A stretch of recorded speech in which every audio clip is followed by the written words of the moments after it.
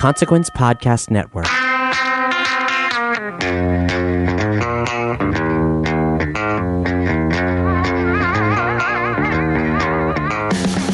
Less than 1 month away from the official start of the festival season.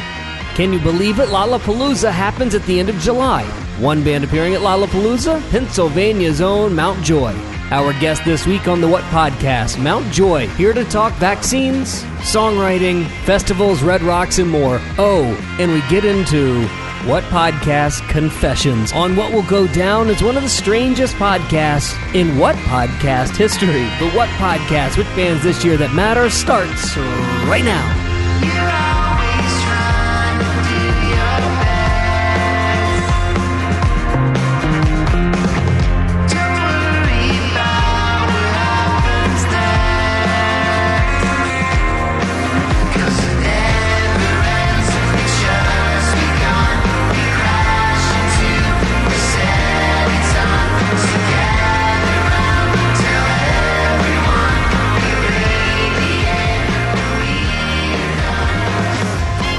Welcome back to the What Podcast, which bands this year that matter. I'm Brad, that's Barry, along for the ride, Lord Taco.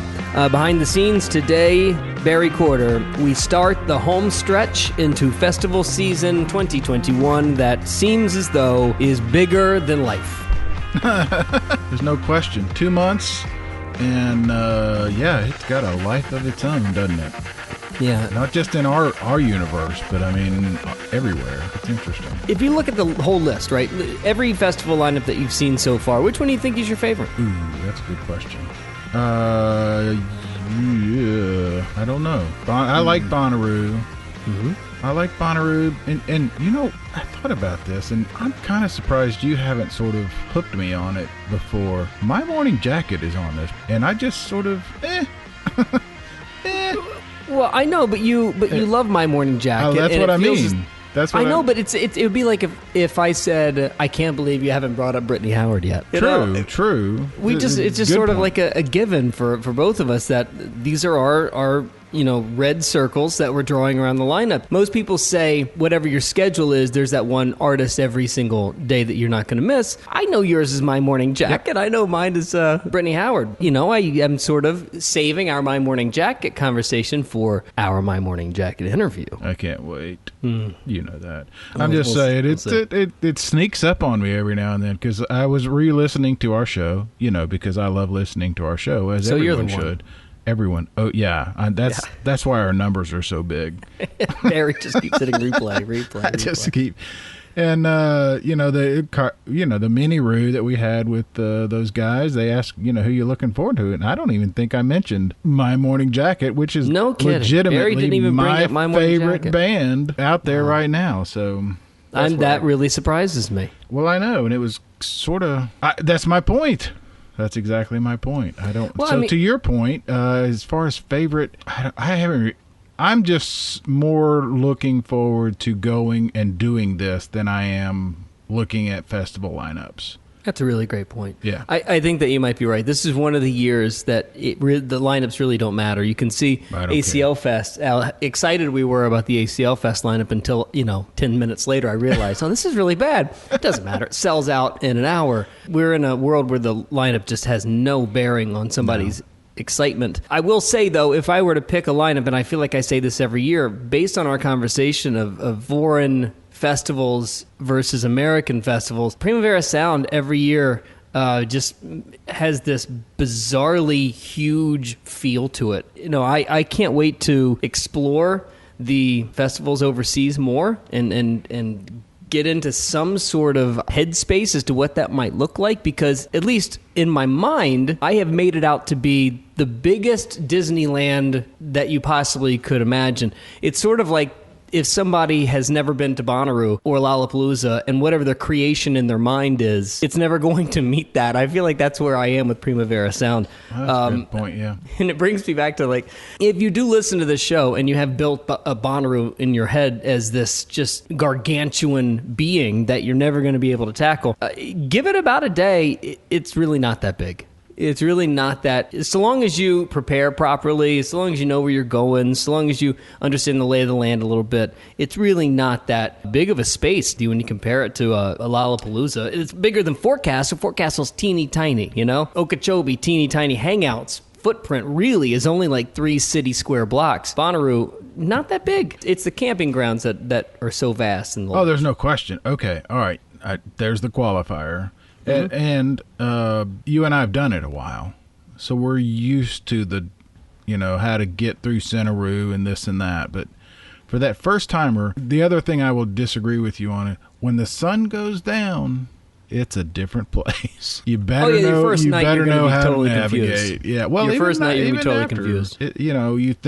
You think you've got your marker, and then it changes. Even back in our camp, it took a couple of years for me to figure out, and we've made the point that Camp Nut Butter becomes that marker for a lot of people. Well, it's a big, giant, screaming marquee in the sky. Yeah, but that's the point. I mean, how many times have people come by and said, "Oh my God, thank y'all for doing what you do"? Because comparatively speaking, I think you're 100% right. But it's still a big event. If you've never been to an event like it, and you're dropped, on the farm, literally, it's a big confusing event. That is true. If you've never been to a festival, it is very daunting. I just wonder if it's as big in the mind of a Bonnaroo virgin as Primavera Sound is for me. I feel like I know what you're saying. And I'm going to walk into Madrid.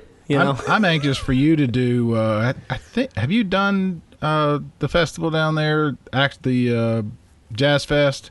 Have you actually done it? No, I've actually never been to Jazz Fest, but Jazz Fest is actually small. It is small, but what I understand from people is it's so hard to navigate because it has all these bottlenecks. Yeah, because it's packed. It's absolutely packed. And then it's bottlenecked. So you think, I'm going to run from this stage to that stage. Unlike all the other festivals, Lollapalooza, and I've said this on the show before, is unbelievably massive. Going from one side of the park to the other is a half an hour, 45-minute walk. Yeah, and nowhere on the farm takes you 45 minutes to walk. Unless you're in that back camp. Inside Bonnaroo, you're correct. Inside Bonnaroo, yeah. No way.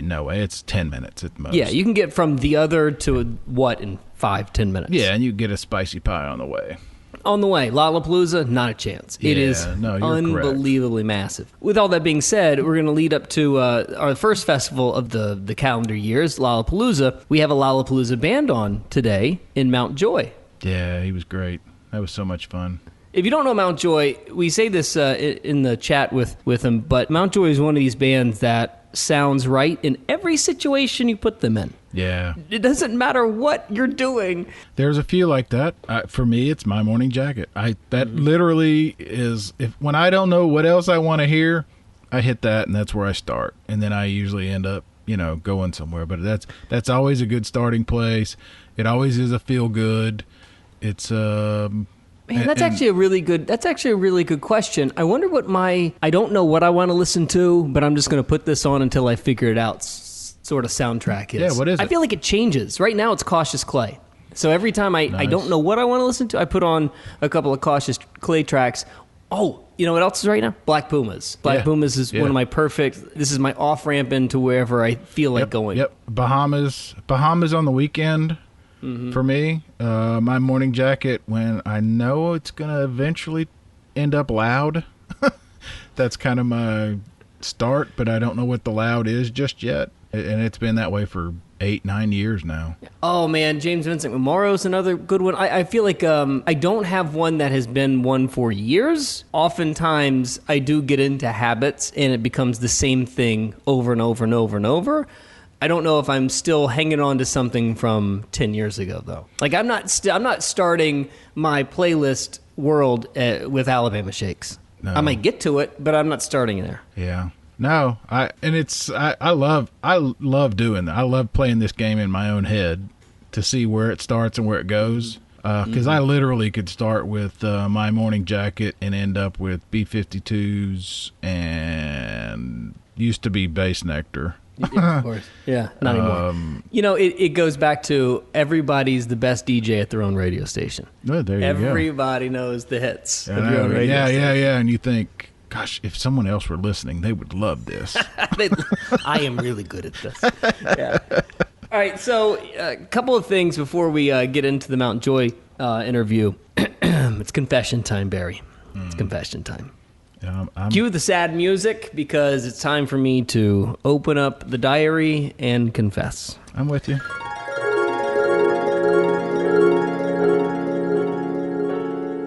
Dear Diary, dear Festival Quarantine Diary, right before the interview with Mount Joy, Brad forgot to turn on his microphone.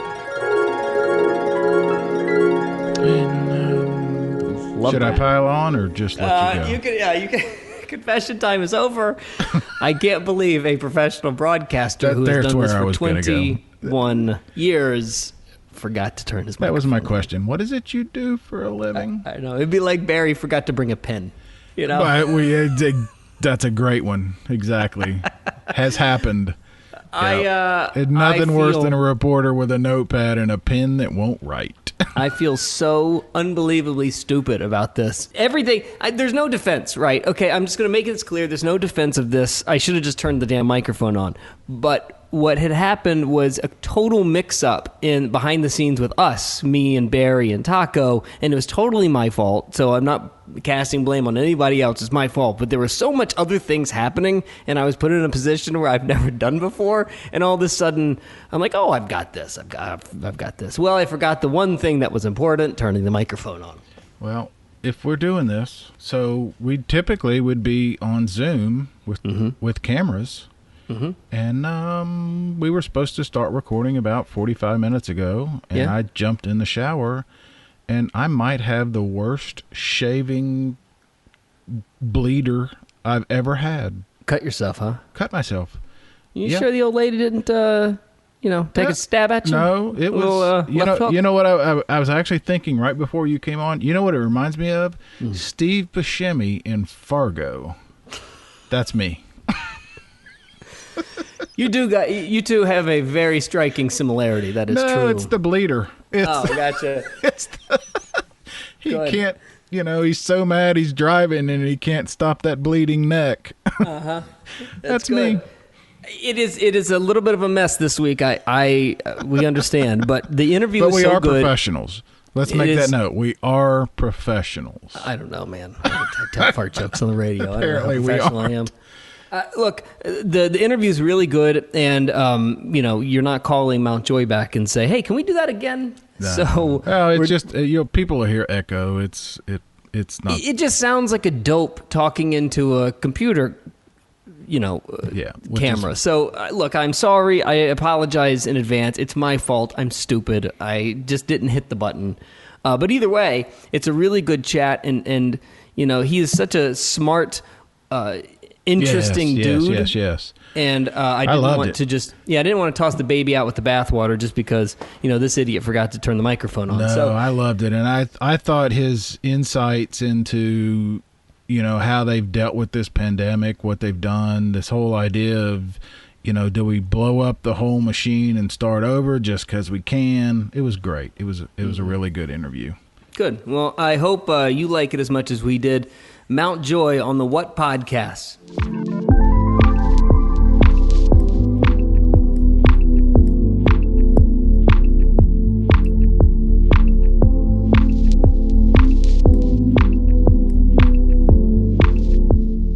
First off, thanks for joining us on this. We're getting into the home stretch of what it feels like going to be a nonstop explosion of shows.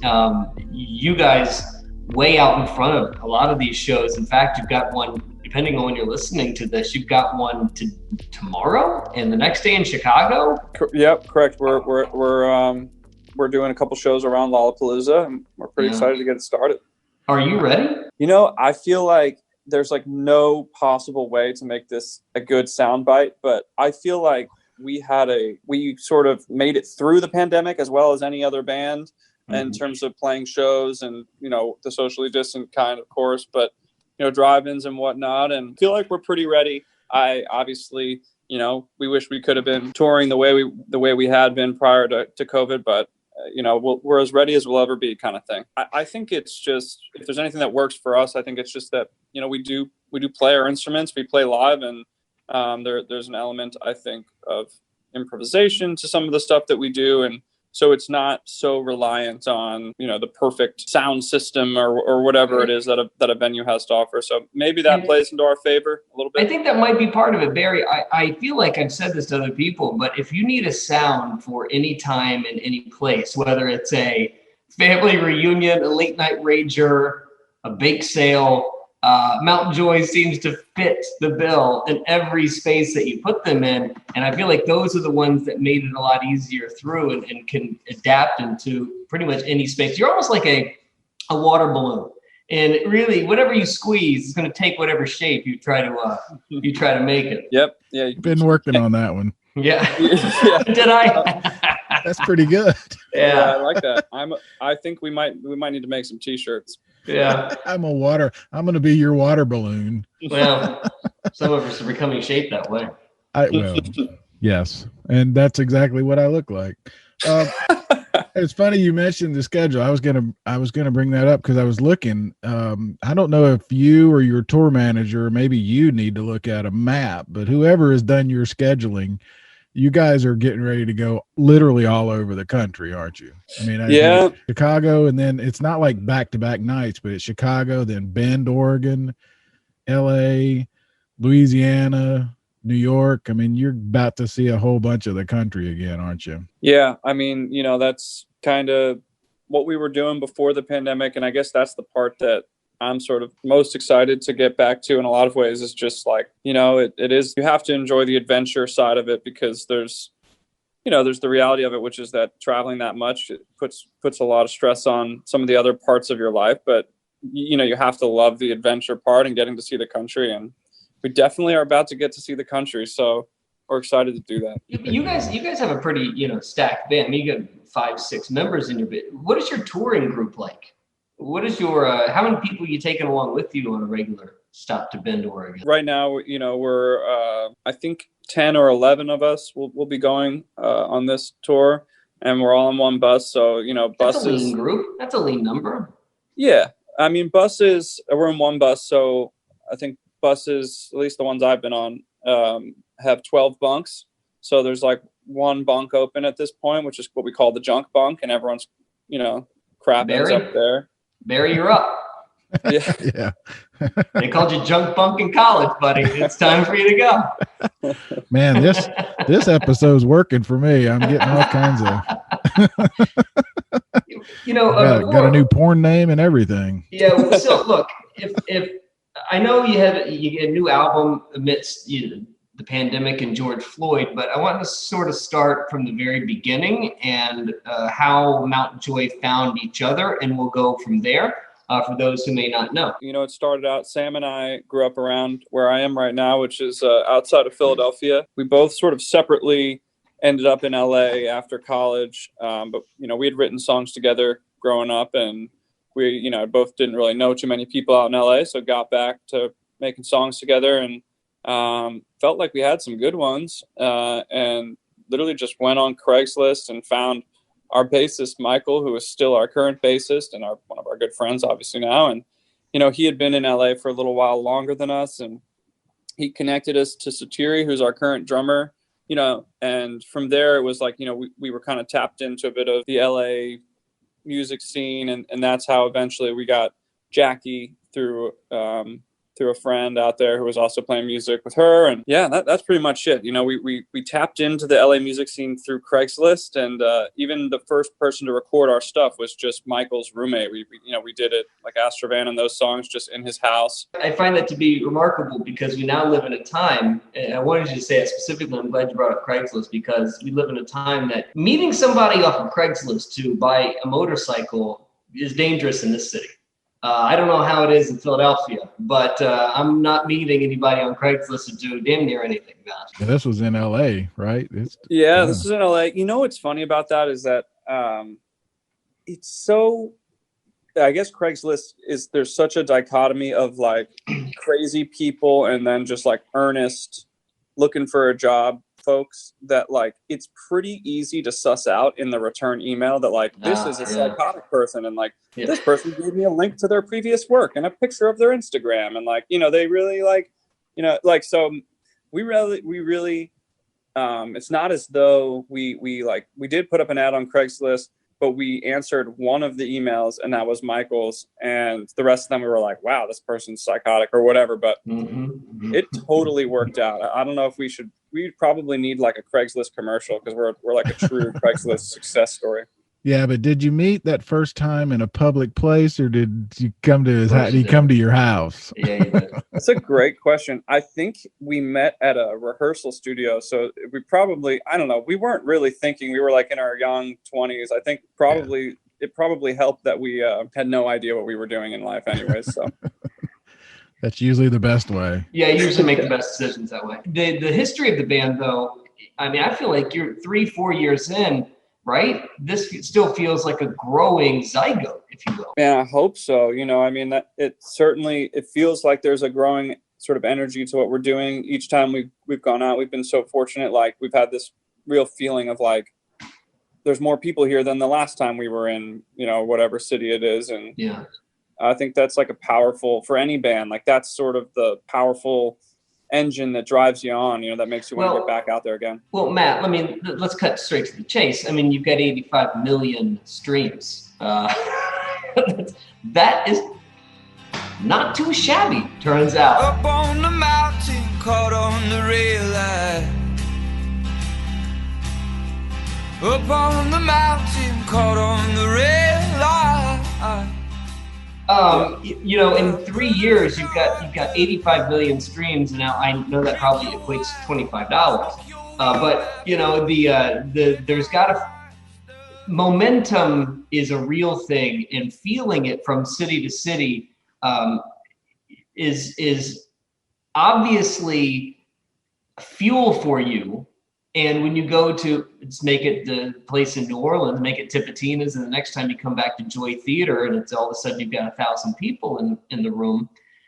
When you feel that momentum, how do you make it through a COVID when all of that momentum just crashes and burns, and you are sitting on a brand new album and you're sitting on a tour that you didn't get to go on?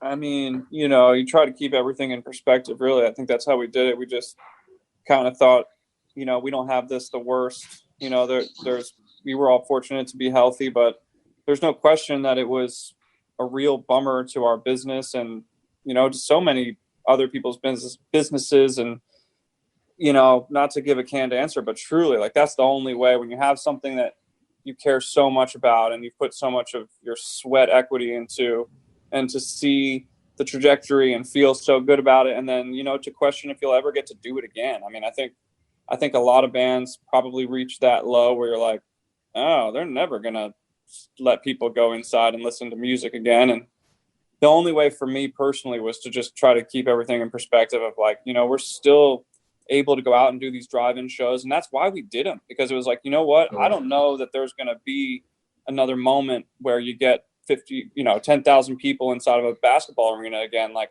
I had my doubts as to whether that time was coming again. Obviously, it looks like it is, and that's fantastic. But we weren't going to take anything for granted. Did it help or hurt, especially early on, sort of knowing this was literally a worldwide thing and there's nothing you could do about it? You know, it's not like, I mean, everybody's had big dreams and plans that were interrupted because of whatever. What did it do psychologically, knowing that, and there's just nothing we can, I mean, this sucks, but what can we do about it, right? Yeah, I mean, I think hard to, like, I guess it helped, you know. For me, it's like I have 2 family members that work in hospitals. Like, the Mount Joy thing just felt small, you know. It felt like there was just much bigger fish to fry and things to worry about than me playing acoustic guitar, you know, for people. Yeah. It just, you know, the scale of the pandemic certainly hit home. I was in New York City when everything started kind of going crazy, so I was sort of like face to face with it right at the beginning. Saw the just like carnage, really, of what it was doing to this country and the world. And so on that level, obviously I was worried about Mount Joy, but there truly was, like you said, there was this psychology of like, well, fuck Mount Joy, you know, like, I don't know, who cares? Yeah. That's why I ask. I know that I felt that way. Kind of have your own pity party, and then you realize there's a whole lot of people in a lot worse shape than I am. So for sure. Now, so when you start to put the tour back together, and you feel the momentum starting to build again, was there conversation in anything that you were doing or any of your people that you wanted to do, like proof of vaccine, or showing a card did you guys have any sort of those conversations, or was it, vaccine's available, we're just going to roll with it? I personally, I think we had the conversations, but, we're at the level where there's lots of other people and players involved in booking our shows. And I personally would love for everybody to get vaccinated, and love for the people to have the peace of mind at our shows to know that everybody there have been vaccinated. But it's, we have a lawyer and we have these conversations for sure. I think but you find that it's tricky, as our country and as the world is finding out, we do have laws in place that make that tricky when we're just a band. We're not looking to get, I'd love to be, standing before the Supreme Court trying to figure out if what we did was constitutional, but I don't think we have the resources for that. And it is hard, but I think personally, I would. Do you have anybody? I'm getting to a point here. Do you guys have anybody in your team that refuses or doesn't want to do the vaccine? As of now, no. Okay. So I think yeah. So my point is when we start to look at all of these different industries around the country, whether it's radio, whether it's working back in a newspaper or an Amazon plant, or going on tour again, there is going to be this moment where we start looking around and asking ourselves, I wonder if that guy's got the shot. I wonder if that guy's got the shot. And then all of a sudden we start really questioning each other even more than we already have, and become even more polarized. So I'm trying to fast forward to the day where you're at Lollapalooza and there's 80 to 90,000 people walking around, and there's a good chance that 20,000 of them aren't vaccinated. There's got to be a conversation on the C3 level, or on the Mount Joy level, or even in the local radio level. Well, what do we do with our people that aren't vaccinated, unvaccinated? Is that a worry for somebody like you? There are artists that refuse to play if you're not vaccinated. You've got Dave Chappelle doing shows, and he refuses to do a show unless everybody's masked up. I wonder if there are places in this where you start to say, you know what, we're going to start changing our tune if things start to get a little weird along the way. I think that's very, very possible, especially from a band like us who takes, public health very seriously, especially, this pandemic. I guess the way I look at it, and maybe this is naive, is that these next couple months in our country and around the world will be crucial to determining what exactly is appropriate as far as that's concerned. I think we're still learning, as far as I know, about the transmission between people who are vaccinated. Obviously, we have this new variant, the Delta variant, which throws maybe a potential curveball into things. And I think we're sort of in this learning phase.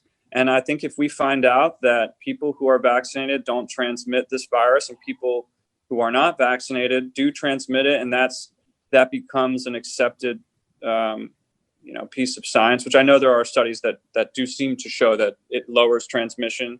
But, I think there are things like that, but once you sort of cross that barrier into like, hey, like you said, that you're making people at our concert unsafe. I do think you get to a point where, and personally, as a musician, I think that, there are promoters and there are people who run these venues like Live Nation who have a responsibility to the artists that they basically employ as contractors to step up and say, we're a big company. We have, $1 million lawyers. You're not coming to a Live Nation show unless you're vaccinated. I don't think Mount Joy, who is the little man in this, should have to stand up to, right-wing propaganda on its own individually as an entity that has half of, a millionth of the bargaining power of a Live Nation or someone like that. So I think if it does come to that, I think there are powers in the music industry that could step forward. And to the extent that they don't, I think you won't see, sort of a general, if they put it on the artist, personally for me, that's pretty weak. How much, if anything, Matt, has this last year changed the band dynamic as far as things like this? And I guess I'm thinking, as a band member, I just want to play. I just want to get on the bus and I just want to play and show up and go to the next one. And then I want to go to the studio and make music. I don't want to have these sorts of deep political, socially, maybe you do, maybe you don't. I don't know, but how much do you think it changes that sort of dynamic where now a question like what Brad just asked, which is a very legitimate question, is something that you have to actually consider. Whereas a year and a half ago, it was like, what's the next town and where do I have to be and at what time, Sure. I mean, yeah, the goal for every artist, I think, is that, right. Is to, try to just do music. But, I think there is a balance that you have to find where it's like, most likely Live Nation or whomever the biggest power in music is not going to do something like that. They might. I'm not here to crap on any of those people. Who knows? Maybe they will. But, it often does get left to us to decide. Well, and just to add quickly, you guys have families. You have people you love too. I mean, it's what I mean. It's bigger than just an individual. And that's, I think, the reality that most intelligent people have come to in recent months is, it's not just about me. I think it's incredibly selfish to not get vaccinated. I'll just leave it at that. I think it's incredibly selfish. Yeah, it is. And the non-vaccinated people will tell you it's incredibly selfish to tell me I'm selfish, which to me is just that's fine. Mind screw. But okay, so all of this to weave into sort of the point. You guys, and you specifically, when you are putting together an album or you're writing a song, you have no problems going into topics like this, right? I know that this seems cliche, but do you find yourself as a guy who, writes lines like, the weed, the wine, do you find yourself dipping a toe in this pool? Yeah, I mean, a little bit. I think for me, and I've said this before, it's just like, you can't force that stuff. I think like songwriting for me has always been to try to sort of conjure up whatever is coming out that feels like it's worth people hearing, kind of thing, I guess, is the most simplified version of it, or most, concrete version of what I'm trying to say. But there's this sort of abstract, what makes a song worth writing or something like that. And I think when you go in there and you're like, for me personally as a writer, I'm sure there are writers that are great at this, but when I go in to be like, I'm going to write a song to make sure people get vaccinated, and I kind of go in like line one, like, it is selfish if you don't do this. Like, it's just so... The big hammer. Yeah, exactly. Get that to an A&R guy today. Go. Yeah. It's just going to be bad. The song's going to suck. The people on YouTube that are like, the haters are going to win. Like their burns are going to hurt. They're going to be right. The song does suck.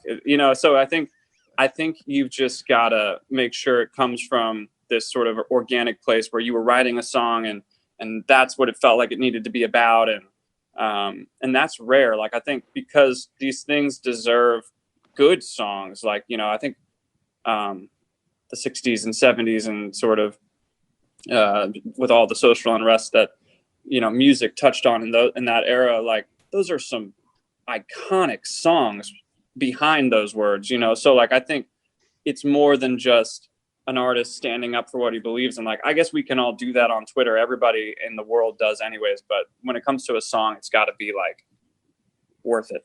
Yeah, but you're sorry to Barry, but you're the type of writer who would never write something like, if you don't get vaccinated, you are selfish.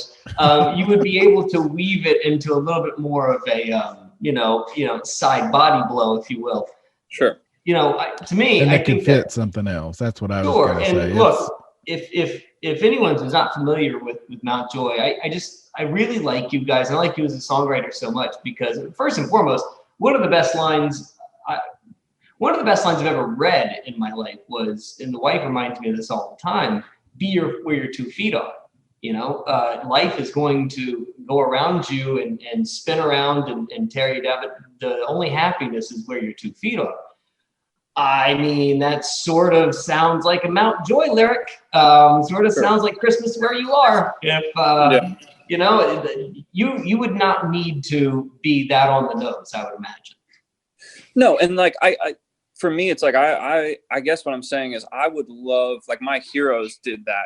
Like, I would love to do that, but I guess I think we will. I think there's some songs on the next record that you'll hear that have that. It's just next record already. Yeah. Wow.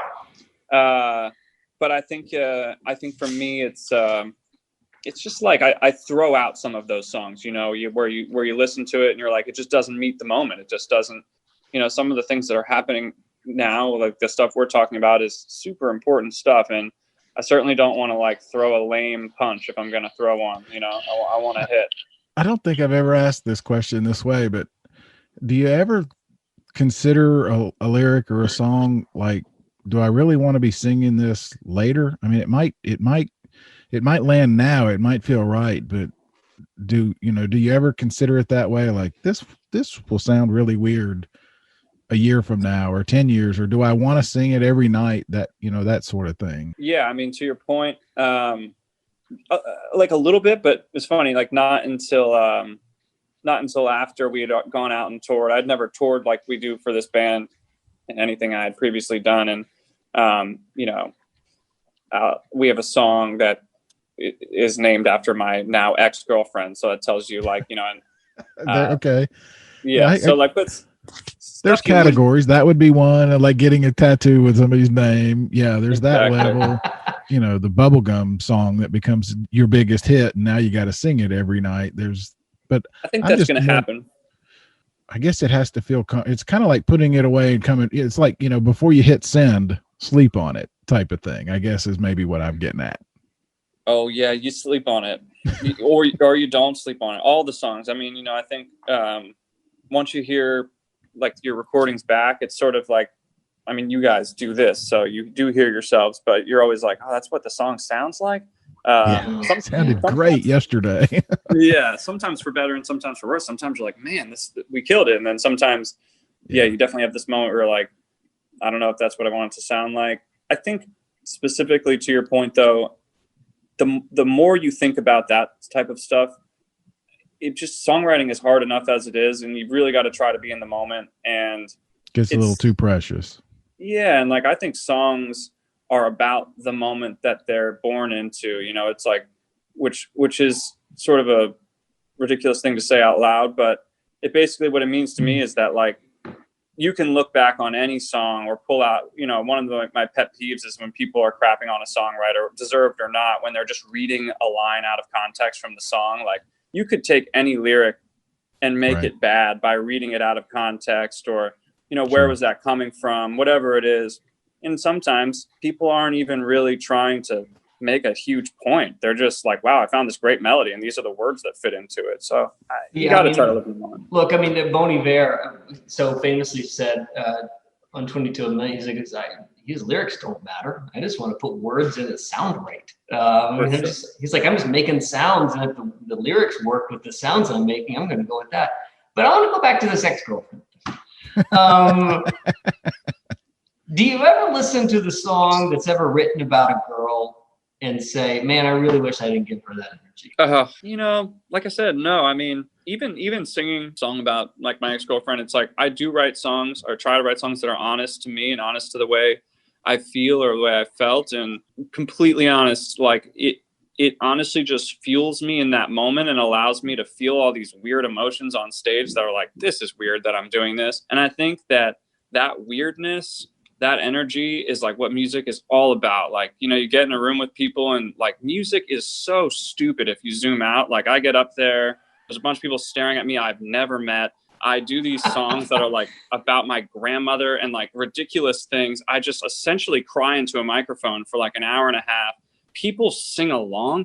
It's non-religious, but it kind of is. It's a very strange thing. I think if you allow yourself to just lean all the way into the weirdness of all the stuff like ex-girlfriends, and that just makes it more authentic. And it is weird to sing it, but maybe that makes it interesting for people out there. I don't know. I've told this story before. I interviewed Amanda Shires and asked her about what it's like having, you know, a Jason Isbell sing a love song like that. And she said, well, first of all, I had to kind of get on him because he's basically putting our laundry out there in front of everybody. And then she said, and it better be damn good. Yeah. You know what I mean? You better come strong with it. For sure.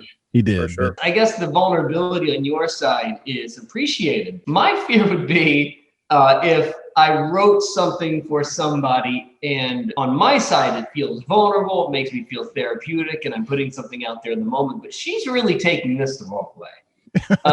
She's now thinking I've written a song and I'm obsessed about it. Yeah. You know, like fortunately for us, I think that's more of a problem the less, you know, that this thing is like your career and the less necessary it is for you to do what you're doing. You know, it's like at this point, for me, like, I feel like this is my job, you know, and it's an amazing feeling, but I feel like I need to be creative and thinking and writing. And if someone's upset that they think I wrote a song about them or I did or whatever, then it sort of comes with the territory of being around me, you know. I don't know. And if her name doesn't rhyme with what you need it to rhyme with, too bad, right? Yeah, well, your name's getting cut. Yeah. Or changed or whatever. Yeah, exactly. Well, I'm really happy that you wrote that song about me named Julia. Yeah, exactly. I'm really happy about it. Hey, we had a great run. Speaking of names, and I almost never do this, but Mount Joy. I keep thinking of the John Lennon, Yoko Ono story where she, you know, had her art exhibit and he climbed the ladder and looked in the viewer and it said yes. Could have said anything. Mount Joy is a happy name. I know it's a place, but that's the kind of thing. Naming a band is like naming a child. It's a very difficult thing, right? What was what were you guys thinking when you picked that? Because joy is a happy word, right? Sure. Yeah, I hope so. I really I know. You got to be so careful. English language. I'm so worried he's going to say no. It's total irony. No, I mean, you know, like, I think if any band was honest with you, it's like there's this moment where you're not, you know, we weren't even certain that we were going to make it past our parents hearing this song on Spotify when we gave ourselves the name.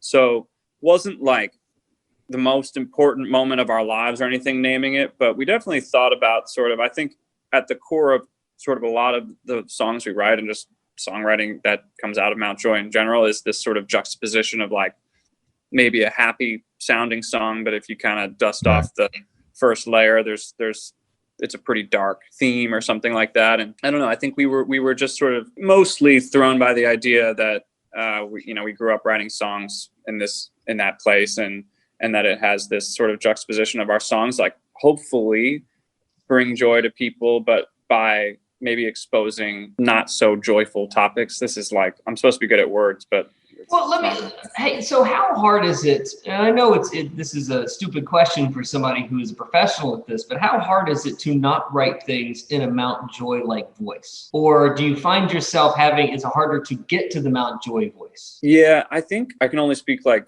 for right now, you know, like I feel like we've been fortunate that each moment where I've gone out to like write a record has presented this like total craziness, you know, like the second record, Rearrange Us, we were going to record and it was like the exact end of a 5-year relationship for me. And it sort of became this dark record or whatever it was. It sort of comes about that inevitably. It's all that you're kind of able to think about. And then this next one that we're working on now is like, you know, we're working on this during the pandemic and all the stuff that we've touched on in this interview is swirling around. And I think it's just, for me, it's just, you just reach into whatever subconscious feeling you have and try to be as honest about it as possible without being too on the nose, and you just write. You know, it's not I'm not trying to write in any voice, but if you're honest enough, it becomes your voice, you know, and I think that's sort of it.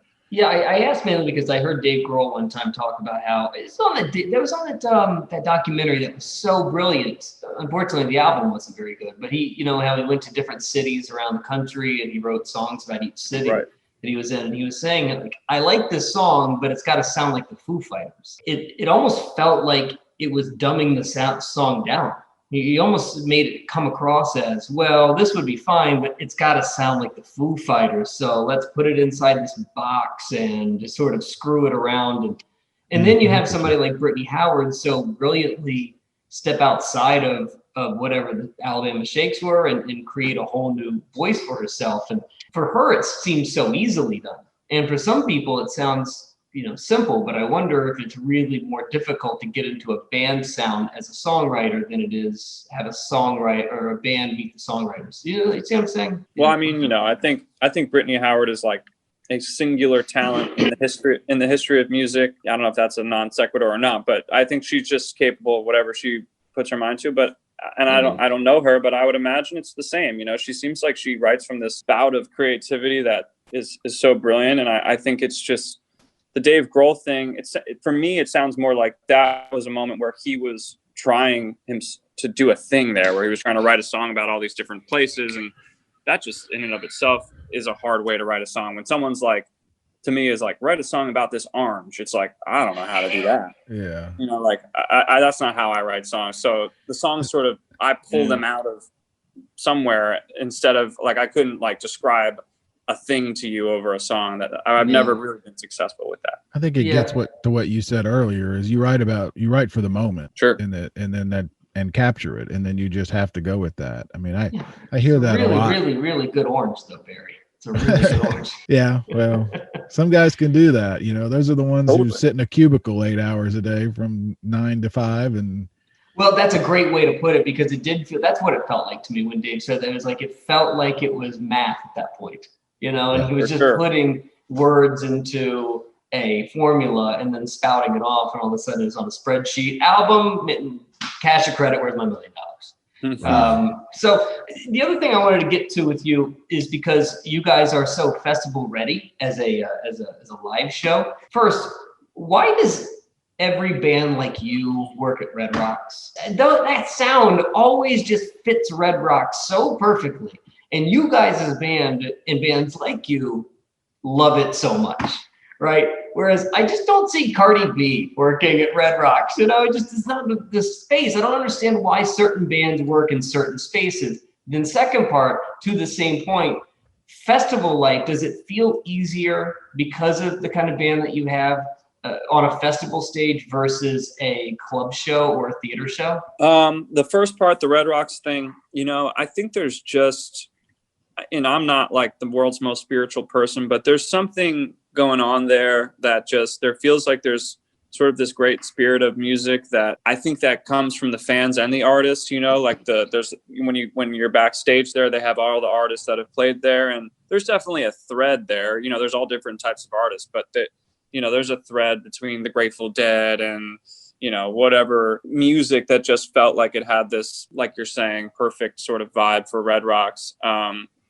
And I think it probably feeds into itself, right? Where it's like, if I think that our band would work there, then that gives us more confidence and we have more fun and whatnot. I think Cardi B could be cool at Red Rocks, but I kind of hear what you're saying. And I think there's just a tradition, and, I'd love to see Cardi B to do that now, because that sounds awesome now that I think about it. But, well, you've got a date coming up. Not Kristen Maroney, but Cardi B is going to be showing up and taking the slot. God, that'd be amazing. But yeah, and then other than that, the festival thing, I don't know. For us, we're super focused, and this kind of might come off as a cliche answer, but we really are super focused. We always have been. I think that's how we got here in a lot of ways, on just getting better live all the time.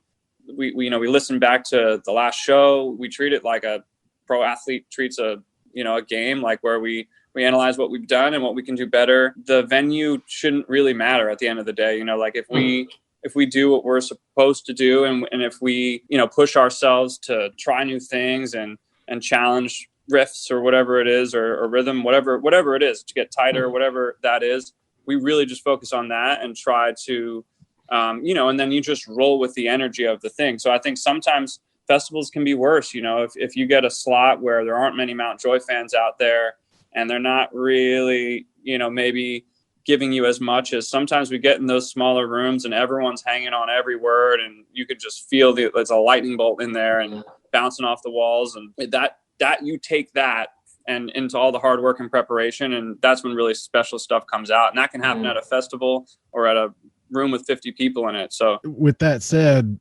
did this last year and a half almost, the athletics analogy, how much did you say, let's take this opportunity and break everything down to the very basics and rebuild it? Did you do that, or did you say, look, guys, everything was working, let's don't overanalyze this, but just because we have the time and mess something up? Was that conflict?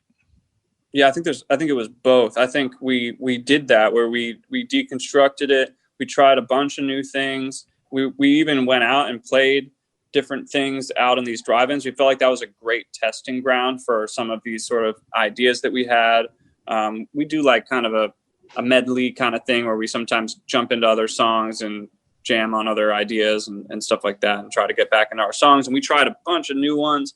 And then, we kind of came back and analyzed it again. And we said, like, look, it's a thing that is undeniable. When we take certain aspects of this show, people go crazy. And to remove them is such an overthink. So we had all of that, I think, where we tried new things. We realized a lot of times the old thing is, it's just about doing the fundamentals better. It's just like take the things that work and get better at those. One of the things that's always fascinated me about creating an album like this or a movie or something is that little bitty throwaway thing that gets put in there, that as a fan, we all know it, the Beatles were famous for it. It always amazes me how that stays in, when a band does many, many takes and listens to something for a year and a half, it's like a grunt or even the count it off, that to have the confidence to keep that in there after listening to it. Syl Johnson made how many millions of dollars just by going, accidentally on his biggest hit. All of a sudden Snoop Dogg's using it. It's a great point. Yeah, he just accidentally just used it. The confidence for somebody to say, leave it. No. Yeah, I think it's a great point. I think it's for any band, not that I'm in a place to give out advice, but I think that the only way to achieve that is to just try to always be as zoomed out as possible, right? Because a fan of music is like the most zoomed out person relative to the band. They just hear the song for however it was made. They don't know that the trumpet guy, was having an affair with your wife or something. Like they don't know Wait, are you breaking news right now? Wait a second. Should we alert Consequence and tell them that we don't have a trumpet player and none of us are married, but that's okay. You can imagine what it'd be like if we was. Good save. Yeah, he's like, man, Matt just ran me over with him. Yeah, he's like, wait, you guys weren't married? And that's not a trumpet. Yeah. But yeah, I don't know why I said that, but I'm glad you did and not like the drummer or something you do have. yeah, exactly. No, I just think that you got to try to stay zoomed out. And when you listen to something, it shouldn't be about something as small as the grunt. It should be like, does anything take you out of the moment? Does everything that's there additive? Are there things that are just taking up space? Like, do we need to grunt? If you find yourself thinking that, you should discuss it. But, I always think that, I don't know, I like the Grateful Dead, and there's in St. Stephen, there's a yell in there, that just to me, just same type of thing. Exactly. As a fan, it's coming, right? And you probably in the car, we all have those moments, and that's what I'm talking about. Well, it makes me just so happy that you're so intentional about all this, right? And it's a dichotomy in that you're being so intentional about so much, but also then realizing at the same time the audience is really pulled back and they don't even notice half of it. But you're still pressing yourself to be that dialed into the small details, and those kind of things make me feel those small details is the reason why I love everything in the things that I love the most is because the people that created them really, really cared about the teeny, tiny, tiny little stuff. Yeah, I think that's what all of it is about for us, the type of music we make, trying to make it sound like 5 humans making a song together and having that translate, and whether it's a grunt or even sometimes like we've left in like, someone getting up from the chair after the Yeah. You're exactly right. I mean, look at that Fiona Apple album. I mean, she kept her dogs barking in the back because she made the album literally in her front room of her house, and she had street noise, she had dogs barking, and it just worked, because she knew exactly where she was going with this. I mean, that's the reason why, and I hate to bring this up. I bring this up all the time. I talk about Breaking Bad all the time because there's not a thing in that show that wasn't intentional. Everything mattered, and every line mattered, every shot mattered, and that's why the show is so that's why as a user for the show at the end of it, everything feels so like it felt like it not only just came to fruition, but everything felt like it exploded emotionally for me because everything mattered and it ended up actually mattering. I wanted to finish though with a little game that we play every now and then, and it's called Beat the Google Box. And what's it? Beat the Go-Go Box? Beat the Google Box. Now, Beat the Google Box, how we play is we put Mount Joy in the Google, and the Google predicted text finishes our sentence. Okay? So I'm going to ask you some questions that the Google Box asked me when I just put in Mount Joy, and you answer them for me, all right? Sure. Is Mount Joy a Christian band? No. Okay. Is Mount Joy good live? Yes. Okay. Is Mount Joy Mountain Dew? Yes. Okay. Who does Mount Joy sound like? Oh, man. Cardi B. I don't know. Cardi B. Yeah. Mount Joy Go Station. Mount Joy what? Go Station. I don't even know what that is. Apparently there is a gas station called the Go Station somewhere in Mount Joy. And then the final one's my favorite. Will Mount Joy take my robots? Yes, but we'll take good care of them, and they'll maintain their resale value, and we'll talk at a later date. Oh, good. I love that. That's really, I can trust my robots with you, Matt. Thank you so much. There you go. That's how we play Beat the Google Box. Matt, thank you so much for your time. I'm really excited for you to come to New Orleans. Ironically, Barry, Mount Joy playing at the Joy Theater. That's how you draw it up. It is. Wow. Brilliant booking agent. I need that T-shirt. I know. The poster, I bet, is going to be brilliant. Love it. Who's designing that poster? I want one. We'll see you when you get to New Orleans, and I'll see you hopefully at Lollapalooza. And along the way, I can't thank you enough for being here. I really like you guys, and I'm really excited to see this live show for the first time, man. I'm really, really excited about it. Well, awesome. Thank you so much for having me. I appreciate you guys. It was a great conversation. Thanks so much.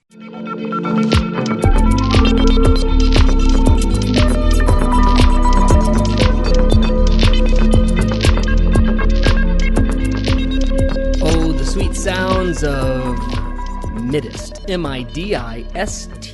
Check them out on Bandcamp. They're also linked on our Spotify. Check them out on Spotify themselves, on their own page. They're part campmates. Nick is one of our campmates at Camp Nut Butter, and that's his band, Midist, who is allowing us to use their wonderfully beautiful soundscapes each and every episode of the What Podcast. That was Mount Joy. Barry Quarter. The second part of the show is even more baffling than the first part. I know it's one thing that we forgot to turn my microphone on. I forgot to turn my microphone on. But then you and I went into a diatribe that I was not going to originally allow to be part of the show. But I am relenting because you have fought for it so hard. It was an interesting discussion. You really threw me a curveball, which I did not expect. Mm-hmm. But I felt like after we talked it out, we came around to an understanding, if that's the right way to put it. So you weren't wrong. You weren't right. I wasn't wrong. I wasn't right. But I think we got to the point. To prepare you for this is essentially how every conversation at Camp Nut Butter goes. I say something completely bizarre. Barry cocks his head sideways. We argue about it for 45 minutes, and then at the end of the day, Dad falls asleep under a blanket. Or, more importantly, I think what it is I say, we're talking about both sides of the same coin. We're just coming at it from different angles. I thought it was an interesting conversation. Well, I didn't want to keep this in because it's more of me not talking into a microphone while holding microphone. It's more me forgetting to turn the microphone on, so it's hard. The audio is a little funky, but if we've gone this far with Mount Joy, might as well keep the ridiculous episode going with our conversation that leads into, of all things, Carlos Santana. Yep. I still think you were. I still not quite sure where you were going, but I think I understand. You make the call here. We end the What podcast this week with a very bizarre conversation after the Mount Joy interview on the What podcast. We promise. I'm promising you next week will be a lot better. In fact, next week, I'm very excited about this. Next week, we get to talk to founder and publisher of Consequence, our own Alex Young. He knows how to turn the microphone on. He does. He even talked to us from his beach house. Man, those Consequence guys make so much money that they are literally just doing their job from a cabana on a beach. I love it. They're phenomenal. I can't believe how we got them. I think I've seen his beach house too, though. It's weird. Yeah, looked familiar. The background looked familiar. But we'll see. All right, next week we're back. I promise you. With actual audio quality, with the publisher of Consequence, Alex Young. This is part 2 of the worst episode in the history of the What podcast. Enjoy. What's going on with Barry Porter? How's Barry Porter's week? It was great. It was great. As you know, I had got the opportunity to talk to one of our heroes. Everyone's Brad heroes. Steiner. Brad Steiner. Got to talk to Brad and Carlos Santana. It was very, very cool. It was awesome. So I'm going to call that a good week. Are you teasing me with a Carlos Santana interview that will soon be on the What podcast? We might have some of that for sure. Yeah, he was terrific. Guys like Santana, I guess I can save this for a conversation about Carlos Santana, but there are certain guys that have turned into being a parody, right? And I feel like Santana has done that, and I don't know why. Another one too has. Yeah. I feel like Billy Joel's probably there too, where we're just getting to the point where we're all kind of making fun of him, and I don't quite know why. I don't have any clue what you're talking about. Mm. No, you don't think that Billy Joel has turned into be a little bit of a goof? I don't think Carlos Santana has. Really? I mean, the only thing I can say in that regard is, and I have nothing but respect because he's figured out how to wear pajamas all the time, which puts him at the top of my list. I mean, come on now. Barry Porter's got a high bar for art. He's got a high bar for art. Give me those pajamas. Think about that. Right. Think about where you are in your life if you can wear pajamas all day long and nobody says anything. I know. I'm not saying that I like it, but I just get this impression that people don't take Carlos Santana seriously anymore, and I wish that they didn't. I wish they did take him seriously. I wish they didn't feel this way. I don't know what you're talking about. Okay. He's one of the great guitar players of all time, and okay. Well, look, it's the same thing that I feel about Kenny Rogers. At some point, people stopped taking Kenny Rogers seriously. Well, that's because he had surgery that made him look like because he changed his face. And he also did that Gambler song. Yeah, well, that was his first hit.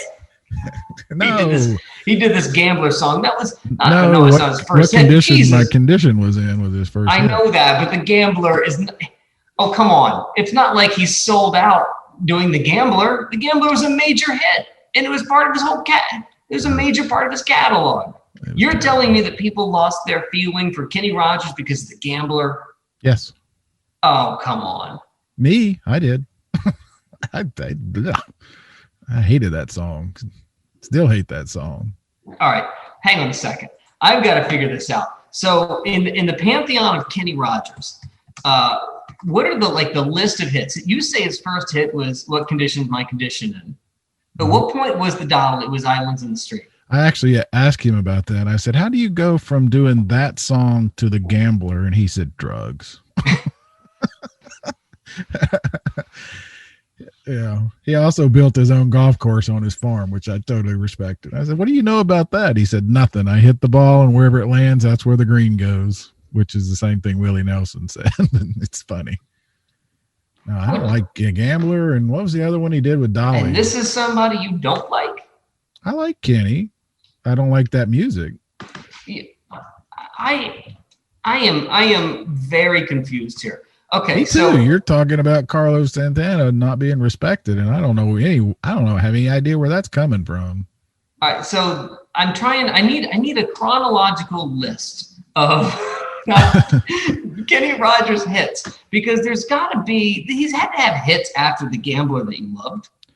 Well, let's put it this way too. He also got into that. I didn't like that. I don't like 80s era country, which was when he was huge. I don't like any 80s era country unless it was the old guys doing what they'd been doing. Mm-hmm.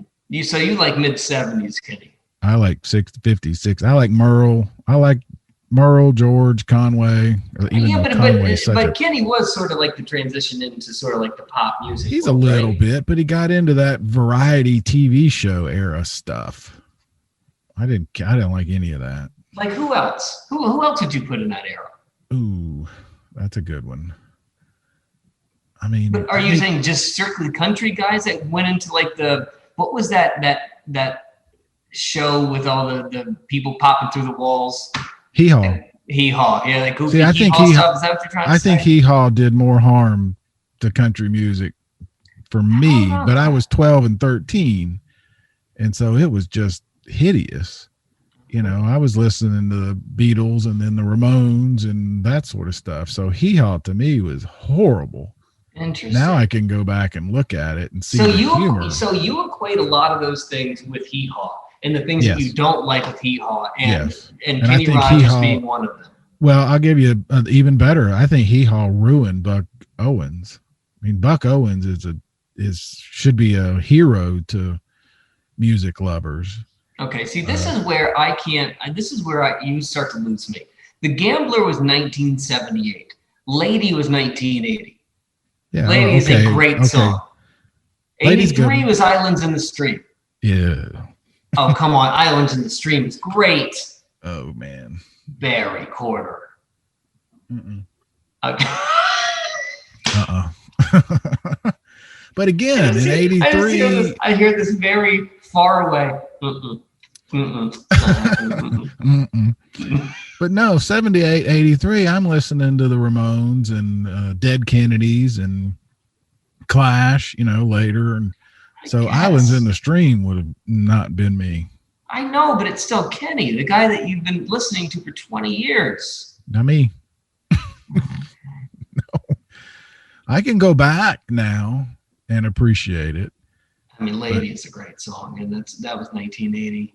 You know, Lucille was 77, just 2 years before, a year before The Gambler. Yeah. You don't like Lucille? Not so much. Yeah. Oak Ridge Boys, all that stuff. I love, what was their big Flowers on the Wall? Are you bailing on Alabama? I never cared for Alabama. Yeah, I can see that. Okay. All right. Again, I appreciate what they've done, but you got to put me. I'm a know-it-all music snob teenager. Well, I'm not going to like any of that stuff. In 1983, you were 40. Okay. 1983, I was 20. Right at. All right. Well, the point that I was making. Long story short, but we did go a long way around to get I know. When we start talking about Kenny Rogers, I love Kenny Rogers. All right, so I feel like Kenny Rogers took on a persona, and maybe it was his face, but that seems so callous. That seems so short-sighted. Okay, so maybe that's more recent. He takes this goofy personality on, where he becomes a goofball, and people start making fun of him. Hee Haw. You think it's Hee Haw? You've just described Hee Haw. All right, fine. So be it. But I always thought that Carlos Santana had an air of that. Maybe not to that extent, but a little bit of an air. can't take him seriously because he made the local festival circuit, because he made he did local apple pie festival. You could book Carlos Santana for $25 if you wanted to, and all of a sudden he's playing next to a. Are we talking about the same person? Barry, you know that any county fair could get Carlos Santana if they wanted. Wow. I mean, is Eric Clapton the same? I mean, they're in the same stratosphere in mine. I know that. Fan. I'm not saying that he's not great, but is Carlos Santana still not playing at county fairs? No. He played in the Chattanooga. I don't know what you're talking about. Yeah, so have a lot of other people. He played the Chattanooga County Fair. He played Riverbend. Okay, yeah. Yeah, and killed it. So did James Brown. So did... in the 80s. Whoever else. All right, wait, okay. I just want to go through Carlos Santana. I want to go through his tour dates in 2017. All right, let's just go through his Santana summer tour in 2017. He's doing some theaters. He did the Borgata Spa and Resort. Okay. He's going to be doing the in Goldendale, Washington. He did the Mary Hill Winery. Okay. I mean, I just have never ever considered him that way, ever. I understand. I love him. I think I know what it was. I think it just hit me. I think that when he did Smooth, it sort of changed maybe my perception of him into, now he's, goofy uncle that's playing with all the kids. Yeah. All right. I mean, I some folks could probably argue Billy Joel. That's what I'm saying. I agree with you on Billy Joel, but yeah. Okay. I will say this. There have been a lot of artists who came out of the 60s and 70s and for whatever reason, 80s, 90s, and maybe even early 2000s, I don't know if it was because they needed to make a buck or just the industry had changed.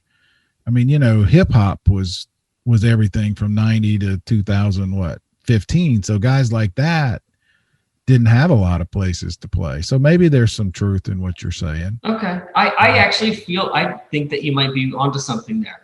Those older guys don't really, they got to keep paying the bills too. They got to keep playing. Yeah. And they didn't have, they had no radio support. He probably as much as any.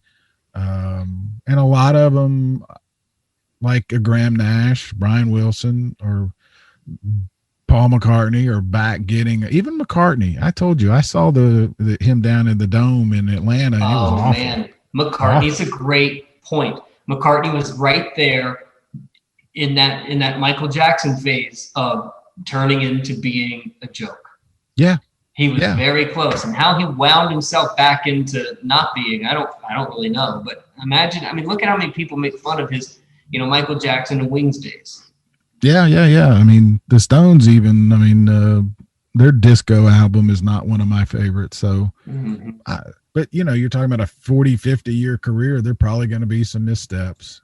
So no, in that light, I can see what you're saying. Okay. All right. And the other thing too, is he playing? What's he playing in Chattanooga? Is he doing a Chattanooga date, Carlos? Memorial. He's coming in the Memorial Auditorium. Okay. Again, feels like it should be bigger for Carlos Santana. It's a 1,200 seat venue. 37, but you're close. Is it 37? Uh-huh. Who in the world is spending 30? There's not 3,700 people to go to the Memorial Auditorium. Who is going to 30? Who is filling that place?